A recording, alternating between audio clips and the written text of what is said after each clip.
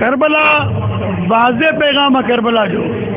करबला जो वाज़े पैगाम इहा त इमाम हुसैन अलैहिस्सलाम आख़िरी वक़्त में इस्तिग़ासा बुलंद कई, हल मिन नासिरी यंसुरना हल मिन मुगीसी युगीसना।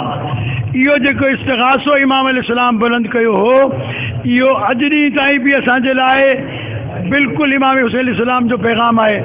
ऐं ज़ियारत जे लाइ छहें इमाम जाफ़र सादिक़ अलैहिस्सलाम फरमायो आहे त जॾहिं ज़ियारत जे लाइ वञी त इमाम अलैहिस्सलाम जी ज़री खे चुमी करे इहो नारो हण, हल मिन नासिरी यंसुरना हल मिन मुगीसी युगीसना।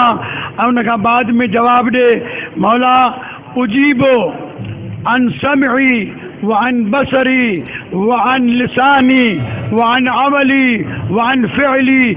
मां इन इस्तिग़ासे जो जवाबु ॾियां थो त हाणे मुंहिंजा कन उहे कंदा जेको तूं चाहींदे, मुंहिंजी ज़ुबान उहा चवंदी जेको तूं चाहींदे, मुंहिंजो किरदारु उहो हूंदो जेको तूं चाहींदे, मुंहिंजियूं अखियूं उहे ॾिसंदियूं जेको तूं चाहींदे, मुंहिंजी विख उते खॼंदी जिते तूं चाहींदे।